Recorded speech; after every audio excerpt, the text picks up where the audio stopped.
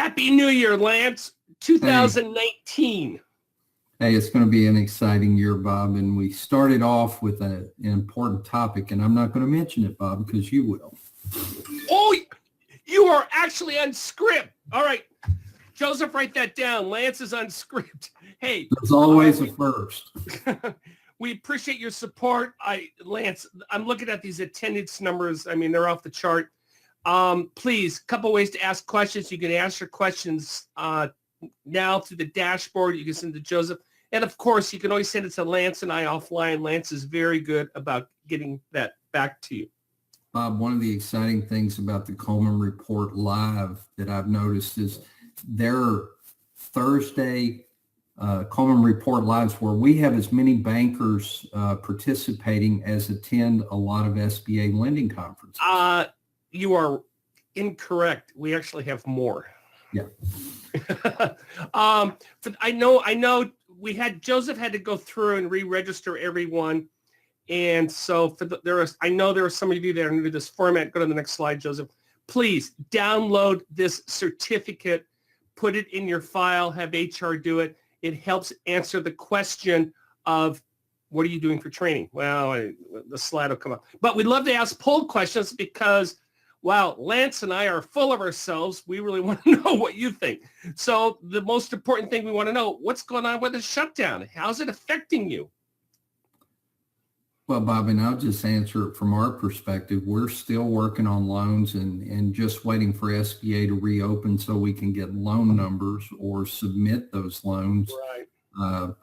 So we would be the first response.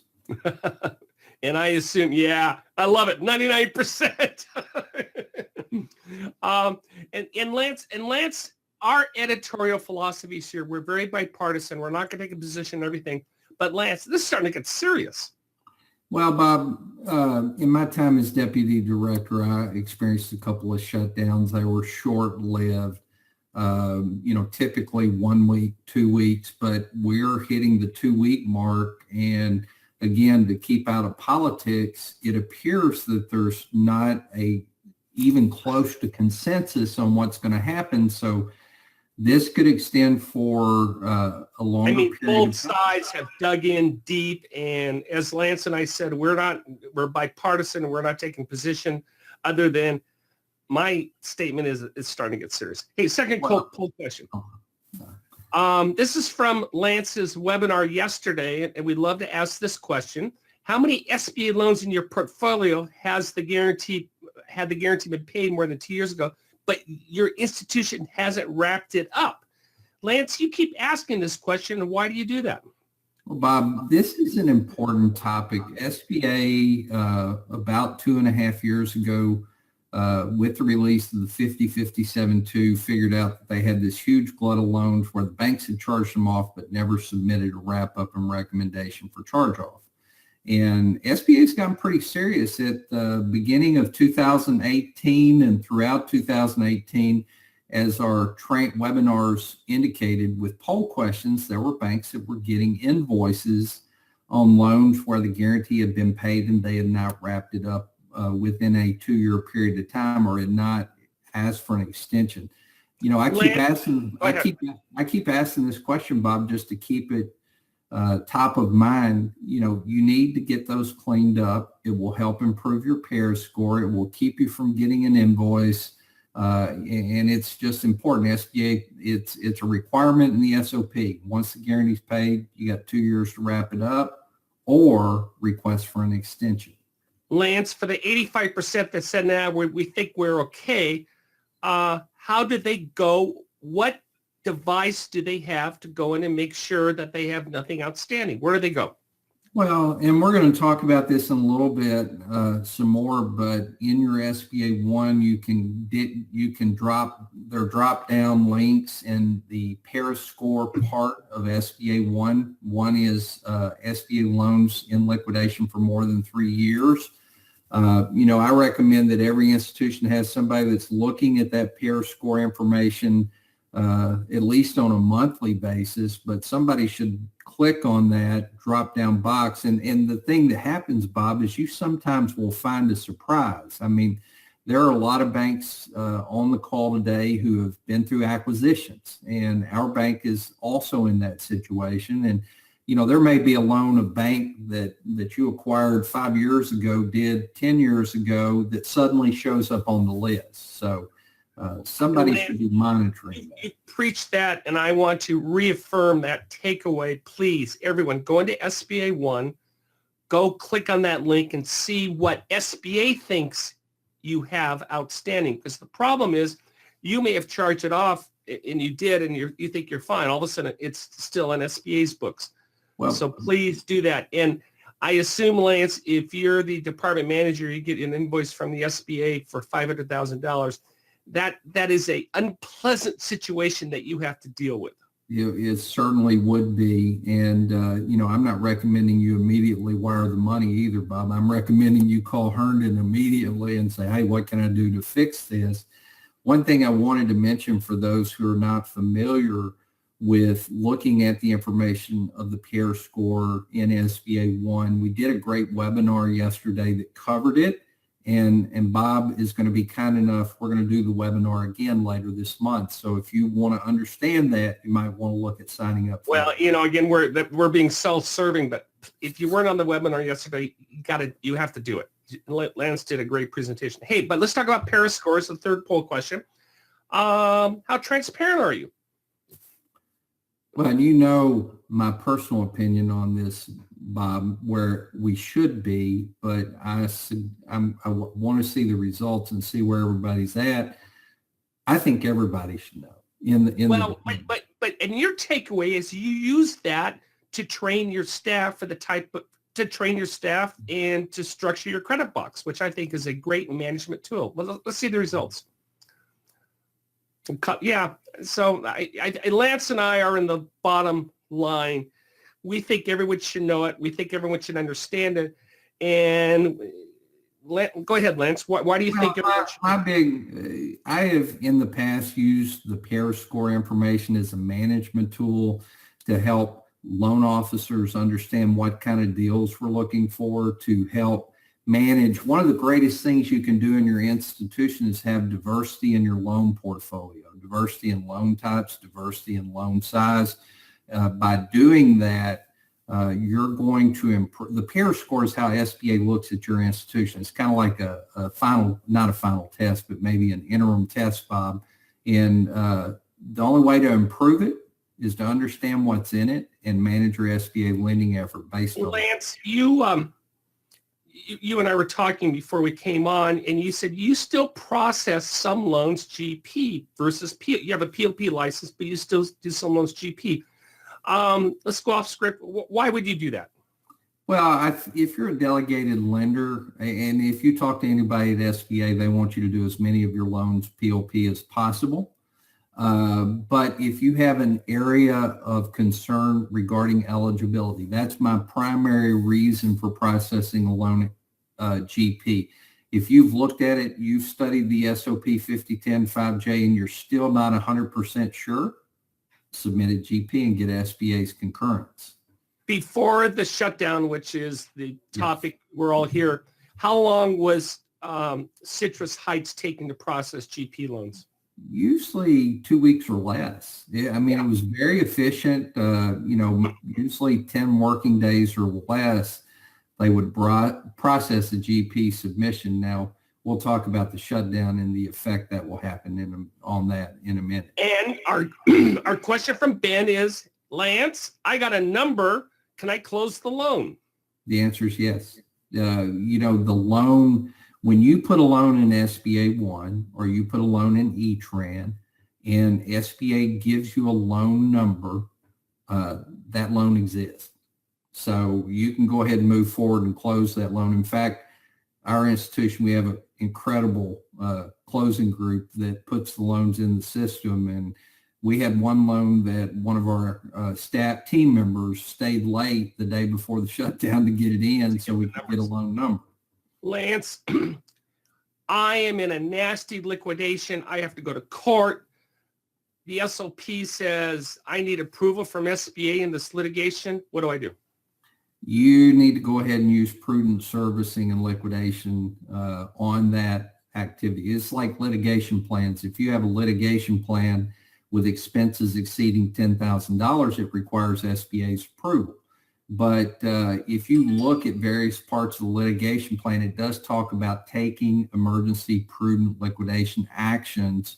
And this would be emergency prudent liquidation action. If litigation is the prudent thing to do, you need to go ahead and go forward, prepare your litigation plan.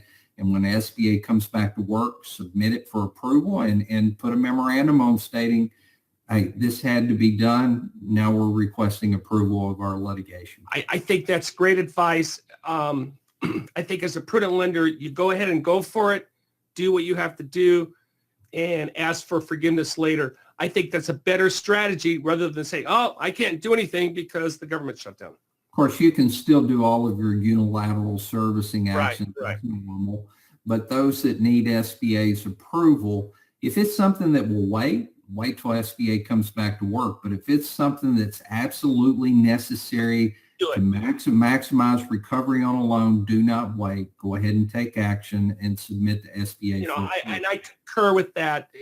You were an SBA bureaucrat. We know all the SBA bureaucrats. These people are reasonable, and they would rather you protect your asset or protect the recovery rather than say, hey, I can't do anything. So I think that's a great point. When I was at the Little Rock Servicing Center, Bob, we did go through a couple of shutdowns, and we had actions where they had taken action that required approval, but we concurred with those. Typically, SBA is going to be incredibly reasonable. You've got the word prudent servicing and liquidation, Bob. That word is in the SOP several times. Well, this is the time for prudent servicing and liquidation. Hey, if you want to know more information about the shutdown, here's the link. I have one of my best friends, Lance. I'm a desert rat. I go out in the desert, and I try to get a hold of him. We're trying to set something up the next couple of weeks. His email bounces back to me. Not even bounces back. It just said it's invalid. His cell phone shut down. So, I mean, you and I, all of us are slightly inconvenienced, but for those of you who work for SBA, I mean, it's difficult. Well, and one of the challenges of a shutdown, Bob, first of all, when I was at SBA, for some reason, they always deemed me an essential employee, and I had to work through well, that's better than being inessential.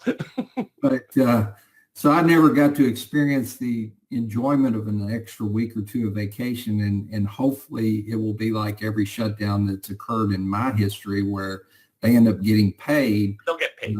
But a couple of the impacts, they're going to get paid, but it's still difficult.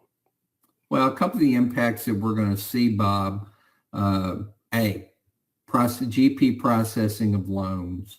They're doing an outstanding job right now, but there'll be a backlog. And in the past, they developed, and I don't know if they'll do this again, a queue. And a lot of you remember the Recovery Act loans. There was a Recovery Act queue. There was a government shutdown during that process, and they queued up all these loans, and then they just pulled them out one at a time. With a lengthy shutdown, there'll be a queue that less than 2-week processing will probably go to 3, 4, 5 weeks, depending on how long. Well, I think your takeaway is absolutely critical for everyone on the line. Continue. Just because the government shut down, you aren't shut down. Do your job, and you're guided by the prudent lending standard. So go ahead and do what makes sense, and especially on servicing requests and liquidation requests. I think that's a great advice, Lance. Well, and a couple of things that happened when I was at SBA, Bob, we were in the Recovery Act period, and we had money to bring contractors on. So a couple of times when we had a big queue of servicing actions, we'd be able to use a couple of contractors to help us get caught up. They don't have that money right now. So you can expect loan processing at Citrus Heights to be slower. You can expect approval of servicing actions to be slower too. Because when everything's perfect, Bob, they do a great job of providing exemplary customer service. But with a shutdown, and quite frankly, Bob, I sure hope the meeting Trump has with the Democrats today goes well. As I said, we're not going there. But I will say this, and I think we need to emphasize this. Look, the people who work for SBA, they're good people. They want to do the right thing. They are not the bureaucrats that are sometimes stereotyped. So don't just, Lance, thank you for emphasizing that fact. Well, and some of the situations, let's say you've got a business acquisition loan where you have a seller that set a closing date in January and you haven't put it into SBA yet. There's going to have to be communication with that seller to explain the government shutdown and the impact it's going to have on the closing date, because there'll be some issues that will be difficult to overcome that occur as a result of the shutdown. Hey, Sue asked the question. This came up in your webinar yesterday. Lance, what are the consequences if my institution has a high risk Paris score? How concerned should I be? Well, Sue, I'm going to answer this from two parts. One, I've had the experience of coming to a bank that had a higher Paris score than you would want, and use, when I talk about understanding the information that's in there, I use that to manage the process and was able to reduce the Paris score of that institution by 44%, Bob. So it's possible to bring it down. You just need to understand what causes that number to be high. The consequences of a high Paris score would be, you're probably going to have more on-site reviews in your future. B, cost money.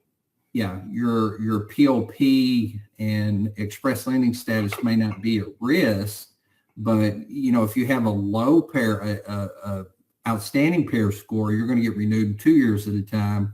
If you have a higher Paris score, you're probably going to go to 1 year renewal. And it's a drip situation, because the first thing the SBA is going to do is they're going to yank your ability to sell something to the secondary market.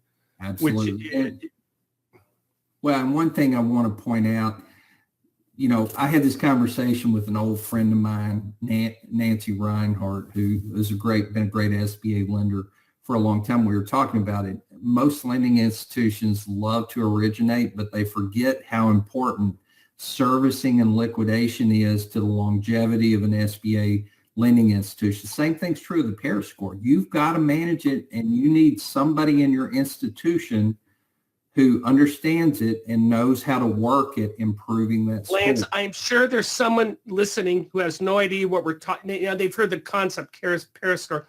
How do you get access to that? What do they have to do? Well, there's several ways, but my recommended way, and again, I was talking to an SBA lender yesterday, getting permission. If you go in, and Nancy's question, actually had a phone conversation with her, Bob, and showed her, if you go into Capital Access Financial Systems, you go in, and on your upper right-hand corner, there's a character that looks like a little person. Click on that. It'll drop down, and there is the third link from the top says request access to Cap Access Systems. And you click on that, go all the way to the bottom of the page, and you can request access for other things, but the Paris score access is the bottom item. So you go down. Lance and I are spending time on this, and because we feel it's very, very important. You become your institution's expert at the Paris score. Now, I don't know the answer to this. Is SBA 1 even working now during the furlough? It is, because I was on it earlier today, Bob. All right. So please do that. If you need additional help, send me an email, send Lance an email. We'll be happy to walk you through it. But we cannot emphasize enough, someone in your bank, in your lending organization needs to become an expert on this and know the numbers. There's such cool information in there, Bob. I was in today clicking on high risk origination to see if any of my 2018 loans that were closed fell in that category, Bob. And how many? All right, and that's fair. And SBA lending, look, we understand that. The purpose of SBA lending is to get capital to underserved markets, and some of these are going to be high-risk loans, and that's okay. But the takeaway is you need to understand it's a high-risk loan. So, Well, and that's something I talk to lenders all the time about, how to build a great SBA portfolio. You know, one example, one of the PARES flags are loans over $2 million. That's also a OCRM flag for review. Every time you see an OCRM release that talks about reviewing improper payments and things like that, they're almost always loans over $2 million. To build a good portfolio, you need diversity, and I talked about that briefly earlier. But for every $2 million loan you have, you need a $50,000 or $100,000 loan. By the way, and I did not understand the score as Lance does, but Lance, I was always under the impression that if you sold the loans to the secondary market, that negatively impacted your score. John Wade corrected us at the secondary market conference last month, and he said no. But I guess it's just a flag, it's a risk flag, Bob. But it's not. But it doesn't impact the score. Well, and here's the thing to understand. If you're selling more than, the shops that are selling 100% of everything they originate, they're going to have a high risk flag. If you sell more than it's a flag, it's not a negative in the score. It doesn't impact the score, but it's a risk flag, Bob.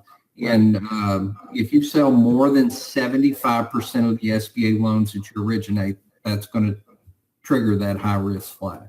Yeah, and I think that's an appropriate flag, and I'm glad that it does not impact the lender's score.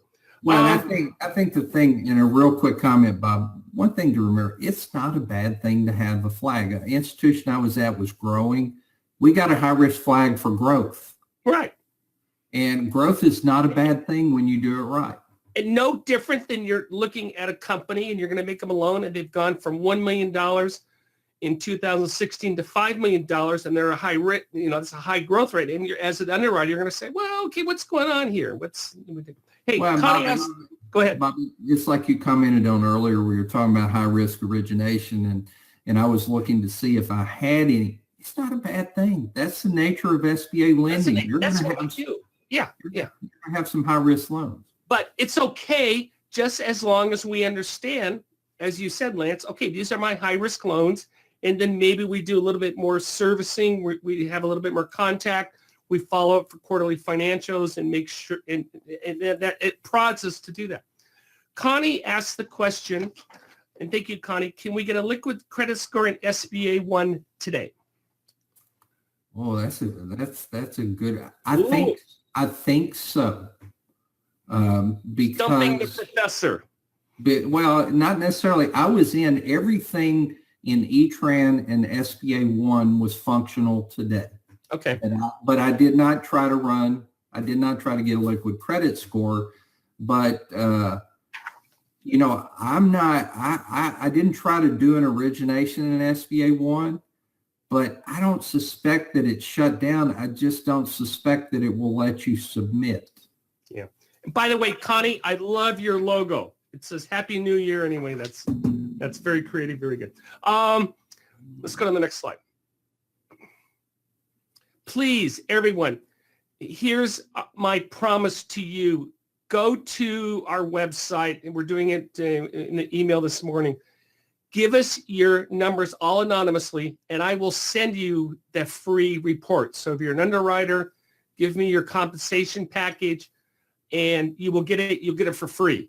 These reports are each $4.95. We sell the bundle, I think, for $1,300. I don't know what it is. So this is crowdsourced. We've been doing this for 20 years. So we'd love to have your feedback, and give us your numbers. And it's all anonymous, and we will send you the report. Bob, I think this is a great report to have. Please participate, understanding it is still a very competitive world for high quality SBA employees. And I had a recruiter call me earlier today, Bob, and his opening comments were, even though there's a government shutdown, there's still a high demand for seasoned SBA professionals. And I thought, pretty unique approach, but there is demand. You need to make sure that you're competitive in order to get those high quality employees. And I always get a call, someone screaming at me that I come out with a report, and because their department manager, usually it's always from a BDO. Well, and I go, That's the average. It's okay to be above average on your compensation. And anyway, that's it. Hey, I want to do a shout out, Lance. These are the top 14 attendees from 2018. All of you are going to get a certificate. You're not going to get a plaque. Get attendance because it's expensive. And I know it's a shock to you, but Paul's on the list. But all of you are going to get a certificate. And again, as we said, keep these certificates in file. It helps answers your questions on what you're doing for training. But anyway, shout out to all these 14 people. And Joseph, how many people we had how many? What was it last year? Over 500? Yeah, we had over how many? 800. We had over 800 people watching our live sessions. So as you said, Lance, we'll put those numbers up against any convention that the industry does. So we appreciate your support. Anyway, all of you, thank you. We're sensitive. We're not giving last names. We're not giving bank names. But anyway, thank you. Hey, Bob, what's exciting for me is one of my team members is on this list. Awesome. All right, a late question just in. Someone says that they have not been able to obtain the credit score via E-Tran or SBA1 since the shutdown. Okay. Yeah. Do we know who that was, Joseph? Sharon. Sharon said that. Thank you very much for this. Okay, we respect your time. We're running out of time real quick. Lance, you have 2 important webinars coming up this month. You're going to talk about closing the franchise loan. Yeah, it's important to understand, and franchise lending, guys, is one of the high-risk flags. So, if you do too much franchise lending or you don't do it properly, it can be have an impact on what happens to your institution, how SBA looks at you. So, I think it's critical to understand how to do a franchise loan properly. And then, Bob, the webinar that we're doing later this month, we've been talking a lot about the Paris score and the final, the final third. We're talking about servicing actions you need to understand for 19, but the final third of the webinar is helping you to understand how to understand how to read the Paris score. One of the things that we've done, Lance and I, is go back to the slide, Joseph. We are doing industry-specific webinars for underwriters, and we've done hotel for years and restaurant for years, and now we're going to roll that out. So every month we're going to have a specific industry webinar, and we're rolling out our first ever assisted living and how to do that. And this is for 78504. Finally, one last plug is we are starting our winter quarter training next week. And we have underwriting, servicing, closing, liquidation. In fact, Lance and I are talking.